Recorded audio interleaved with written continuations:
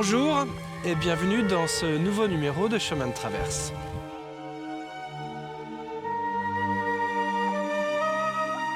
Cette semaine, je vous emmène dans un lieu riche de souvenirs d'enfance pour les uns et de découvertes, vous allez le voir, pour les autres. Il s'agit du petit musée scolaire. Bonjour Jean-Marc. Bonjour Grégoire. Merci de nous accueillir ici. Alors vous êtes l'un des animateurs de ce petit musée scolaire. C'est une aventure qui est née il y a une quarantaine d'années, je crois. Environ, oui. Dans les années 70, on avait accumulé du matériel qu'on a pu exposer dans cette pièce depuis quelques années. Donc, voilà. Une vraie classe complètement reconstituée qui va de l'école de Jules Ferry, 1880, aux années 60, voilà, je crois. Tout à fait.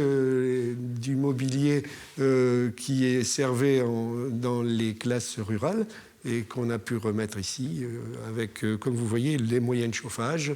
On a tout un tas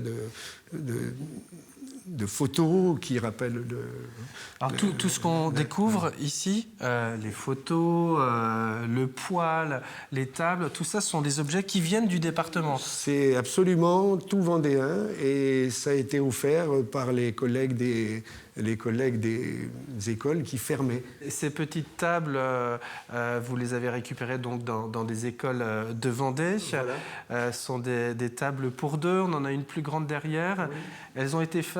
Elles étaient fabriquées par le menuisier. Oui, la plupart du temps, village. Elles étaient fabriquées par le menuisier du village. C'est ce qui explique leur assemblage différent. Et ici, vous avez bois sur bois. Là, vous avez du métal, par exemple. Et même ici, vous voyez, on a inclus les ardoises dans la table elle-même, quoi.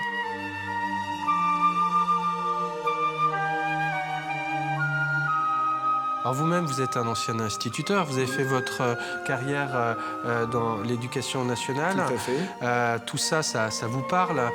On est dans une classe où on a plein de choses à voir. Hein. C'était aussi surchargé à l'époque. Oui, c'était aussi... l'affichage mural était un affichage pédagogique. Donc il fallait absolument que les élèves aient sous l'œil des dessins, des orthographes. Et finalement, comme je disais, le larynx, par exemple, c'était un mot que finalement l'élève écrivait sans l'avoir appris.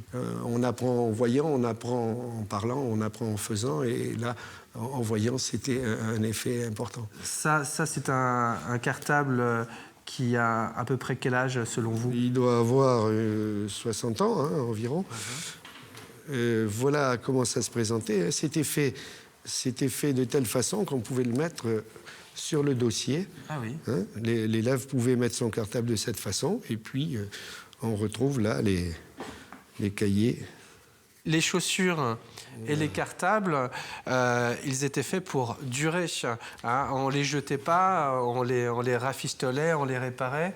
Vous appelez ça comment? Ça portait un nom? Alors voilà, c'était des galoches parce que la semelle est en bois et le dessus en cuir. Et ce sont des chaussures qui ont servi, qui sont authentiques. Hein, qui sont... Vous-même, jeune, vous portiez des... Non, je n'en ai pas porté. Plus ancien. Parce que c'est plus ancien, en effet. Mais celle-ci, par exemple, c'était... Je tape un peu pour faire du bruit, de façon à montrer que c'est bien du bois. Et pour protéger, parce que c'était coûteux, on mettait des petites... soit des clous, soit des petites protections de caoutchouc. Alors ici... Il manque un morceau parce que l'élève avait découpé pour faire un lance-pierre. Alors tout ça est très intéressant. C'est tellement intéressant qu'on va se retrouver ici dans un instant avec Jean-Pierre Boivin, qui est comme vous un animateur de ce petit musée scolaire. Alors moi je vous propose de quitter Fontenay-le-Comte le temps d'un instant pour aller découvrir le travail d'un encadreur d'art. Il s'appelle Pascal Roussel. C'est un sujet, vous allez le voir, signé Cyril Guillet. À tout de suite. Moi, mon objectif, c'est que les gens, quand ils regardent le tableau, ils voient avant tout le sujet, l'image. Accessoirement, ils regardent le cadre.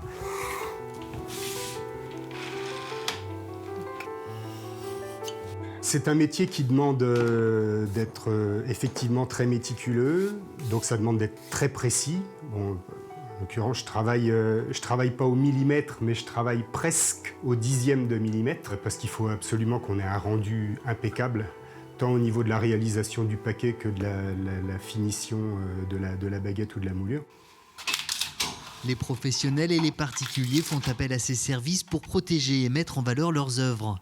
Des dessins, des peintures, des photos ou bien encore des miroirs. C'est vrai que c'est un réel bonheur. À chaque fois qu'on m'apporte quelque chose à encadrer, en soi, c'est toujours différent. Et ce qui est intéressant aussi, c'est que les gens qui m'amènent une œuvre, qui me confient une œuvre à encadrer, ça s'entoure bien souvent d'une certaine émotion, quoi. Toutes les réalisations qu'on lui confie ont une valeur soit économique, soit sentimentale. Pascal Roussel est là pour conseiller ses clients dans leur choix de style, de couleur ou de montage, avec un seul et unique objectif, sublimer l'œuvre. Ce qu'il ne faut surtout pas, c'est que le cadre prenne trop d'importance, qu'il noie en fait l'œuvre. Il faut savoir s'effacer pour justement révéler au mieux l'œuvre en question. Passionné d'histoire de l'art, il a largement appréhendé les techniques du XVIIe siècle, comme celle du lavis, mais il répond tout aussi bien à des commandes plus contemporaines. Je réalise aussi des encadrements comme celui-ci. En fait, c'est avec une technique qu'on va qualifier de boitage ou de vitrine, c'est entre les deux. Donc ici, c'est une artiste plasticienne qui l'a réalisé, et moi je l'ai encadré. Installé depuis le début de l'année sur la commune de Vouvant, Pascal Roussel profite de l'effervescence artistique engendrée par l'association Vouvant Village de Peintres et travaille en étroite collaboration avec la galerie Duc d'Aquitaine implantée au cœur de cette petite cité de caractère.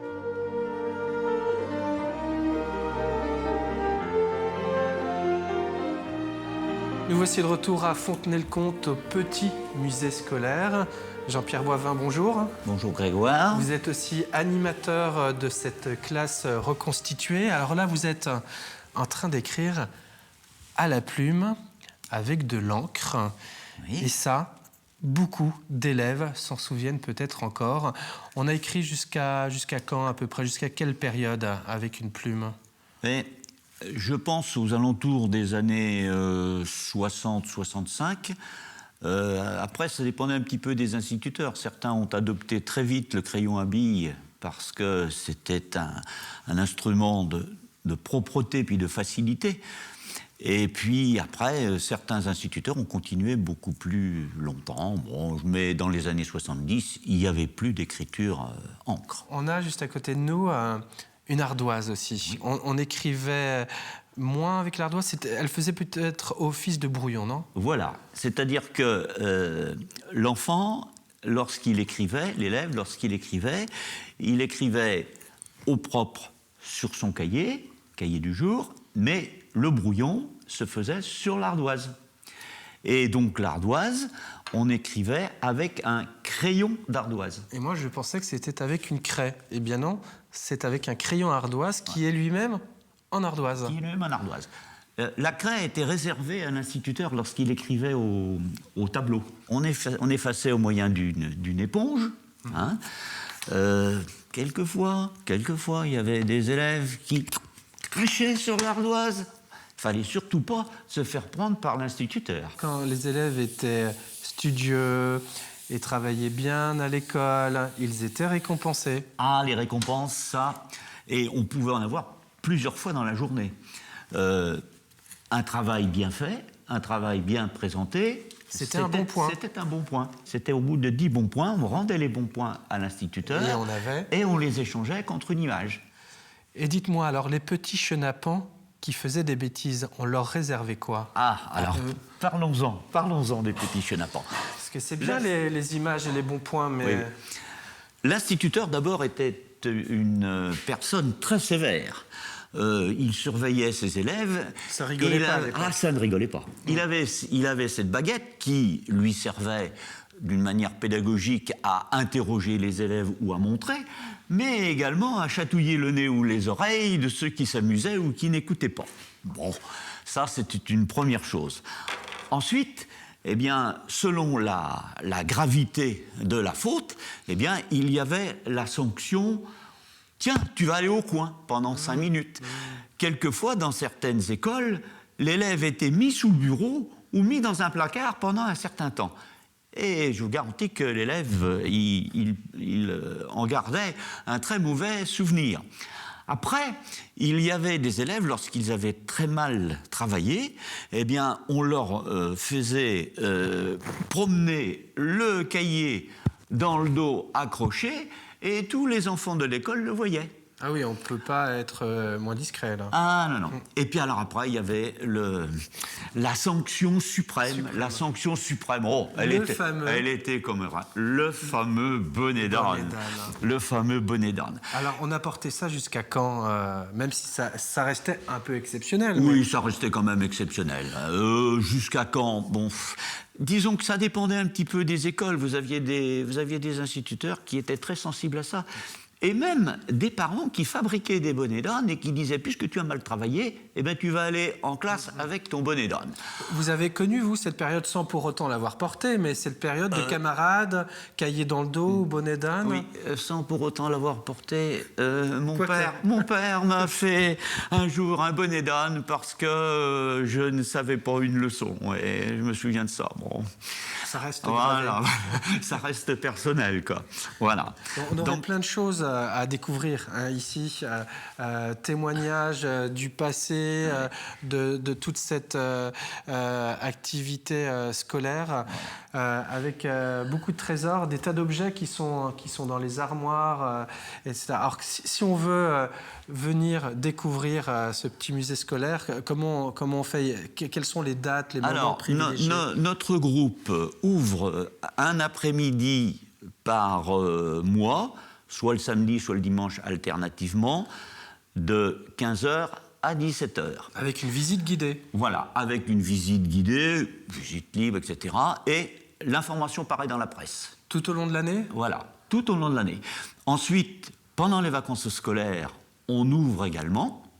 Et puis après, on a des demandes qui se font, et soit des classes primaires, soit des anciens des EHPAD qui sont d'ailleurs très très contents de revenir dans un lieu qu'ils ont parfaitement connu.